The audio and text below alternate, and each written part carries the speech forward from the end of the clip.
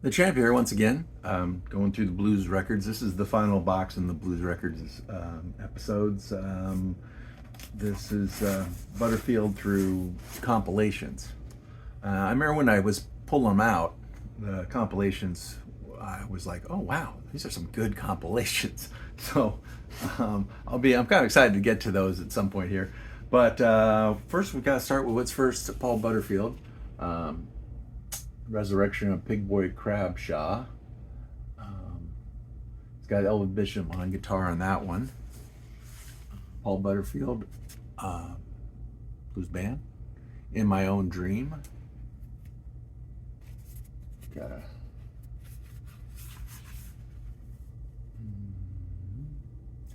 And there's the band.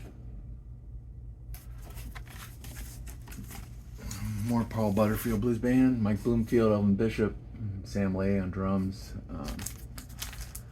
I got to talk to Sam Lay one time in a Zoom, although it was only a few years back, and he was not very communicative, and I think the whole Zoom thing was threw him off a little bit because he wasn't used to it. So he basically just looked at all of us, going, "Wow." Norton Buffalo, great harmonica player, played with Steve Miller.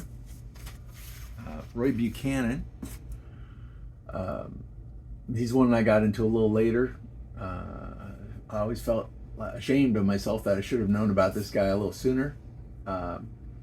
He's got some great people on his records as well. Stanley Clarke is on this one, Steve Cropper. David Garibaldi from Tower of Power fame. So a lot of good musicians, at least recognized good musicians. and But I don't know why this guy was under the radar for me for so long. But finally he came out. It doesn't matter when you find these different musicians. Hopefully you find them before others do, and you can buy them cheaper. But yeah, a very, very, very good guitar player, blues guitar. So if you don't know him, get to know him. Gatemouth Brown. Oh, that might have been why that other record was here. So there's Gatemouth Brown. And he played a lot there for a while. I mean, I think he's still around, but I'm not sure. I haven't heard about him lately.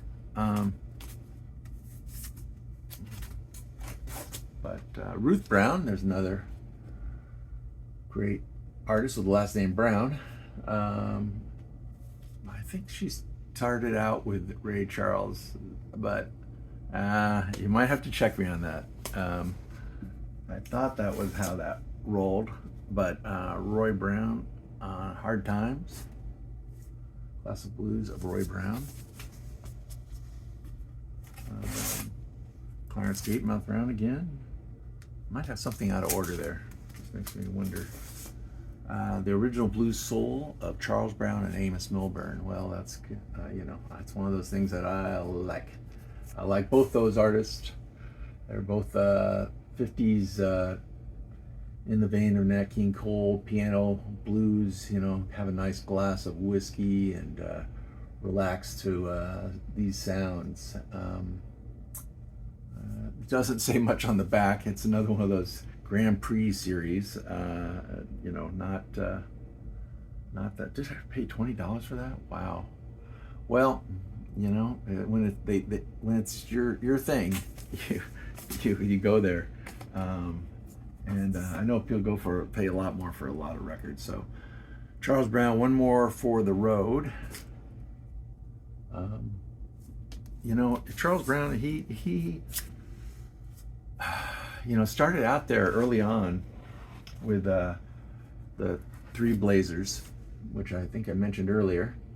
And he was in the vein of Nat King Cole, and maybe Nat King Cole even copied him. I'm not sure which, as they were both early artists. And Ray Charles stole from both of them. I say stole. I don't know. It really isn't stealing. You know, you emulate somebody. Everybody to start out will emulate somebody um, that they like, and then find their own sound. Hopefully, find their own sound.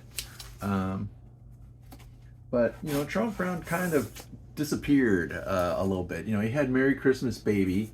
You know, that might have been the '50s, and that was a huge hit. You know, and he had some others that were large hits. But in the '60s, you know, he ended up in piano bars and, um, you know, he was a Bay Area guy, so he um, played, you know, on the West Coast, but you know, more limited. Drifting Blues, Please Come Home for Christmas, a couple more of his hits. Here it says a little bit. Was a contemporary of Nat King Cole's, a primary influence of early Ray Charles and Little Richard, and served as the absolute inspiration for Sam Cooke's exhilarating Nightbeat Blues album.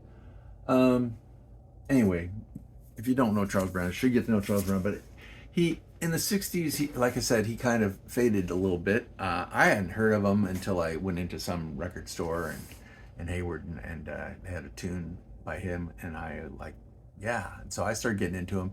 And then Bonnie Raitt discovered him and put him on her bill with him, and with her. And you know, more and more people got to know him, and he got a really good band together. And I don't know if the band found him or he found them, but he toured on in this area a number of times, and I caught him a number of those times because I ate it up. It was just good, soulful blues. And if you get any of the newer records by him, some of the 60s records can sound dated. You know, the organ and stuff that he was using there was not necessarily as, I don't know, it just sounds dated. You know, it has that time period feel to it or sound to it. So you know, but if you get records of his in the 80s and 90s, or you get his early recordings, they're all great. So Bill Big Broonzy sings country blues. He was another one of those guys that wasn't doing so well in the States and took it over to England, and it did well over there. David Bromberg. I know I got more David Bromberg in my regular collection. You know, it's another one of those I'm like, oh, is he blues or is he rock, or, you know, or do I just want to have him? I mean, Eric Clapton, do you have him in your regular collection, or do you put him in your blues select? Allman Brothers, you know, there's so many of them that you really scratch your head on where to put them. So he's another good artist, and we've got more by him. Reckless Abandon. I like the B. Klimban. I think I know I've heard of that cartoonist before, but that's fun. Demon in Disguise. Earl Bostick. Earl Bostick's another one of those 60s, 50s, 60s sax players, honkers, instrumentalists. And if you like them, you like them, and I like them. So, you know, it works for me. Those records, another one, you usually can find these fairly inexpensively because a lot of people bought them at the time. But, you know, he came out of fashion a bit. So you might be able to find one or two of these at a reasonable price, you know, if someone doesn't know what they have. Or maybe it just doesn't sell. I mean, it's another one of these guys that, you know, if you don't know them, you don't, it's not something you collect, well, it's not going to work for you. Willie Bobo, Spanish blues band. I should know more about Willie Bobo.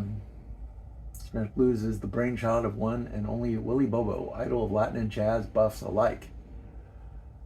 There he was, listening carefully to the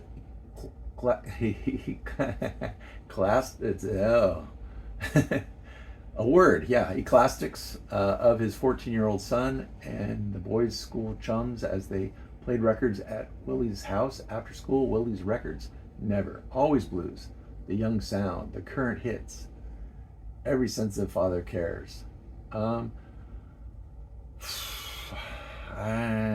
not getting a lot here from reading the back, but it's a Latin blues, so Spanish blues band. So it's definitely different, right? You're mixing a little Latin flavor with blues, so that's probably pleasant. But I haven't listened to it recently, so I can't say much about it. And if I can't say much about it, I'm gonna shut my mouth and move on. The Blues Busters. Let's see who's on here. Let's see. Paul Barry, Catfish Hodge, T. Levitz, Freebo. Now Freebo played with Bonnie Raitt.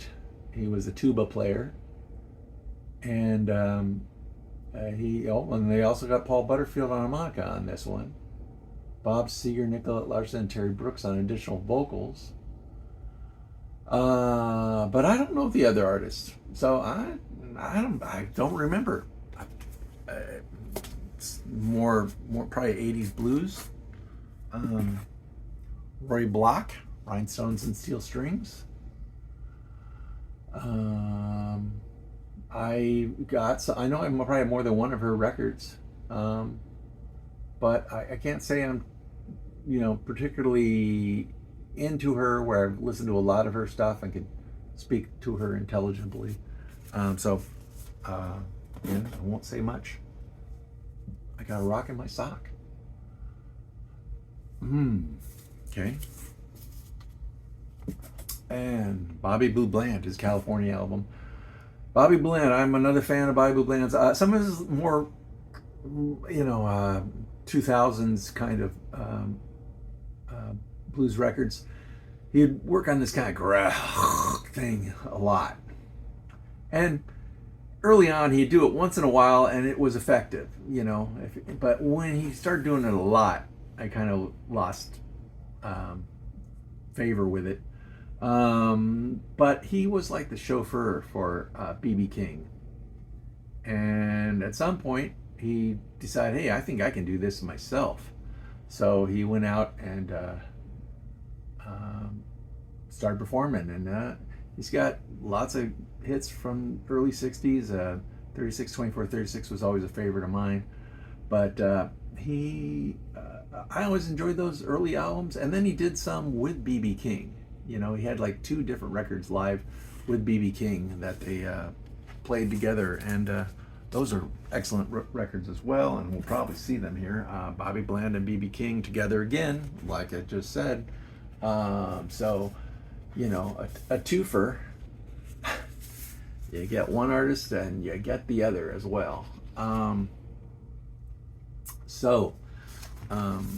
Those are great recordings. If you like it live, B.B. King together for the first time live. There's that one. I see this once in a while, so you can find those. There's a Bobby Bland. Bobby Bland, Touch of the Blues. Yeah, I'm gonna finish up here with Bobby Bland because here's the man. And this one's got that 36, 22, 36 on here. Because I don't want to make these things too long. So Bobby Bland, here's a little more earlier Bobby Bland on Duke Records. Those I like all those. It's always troublesome that the early ones are the ones that are $40 a piece and are a little harder to find and all that. But kind of the way that goes. Their early sought after records are still the early sought after records. The world's greatest blues and soul artists. Okay, MCA.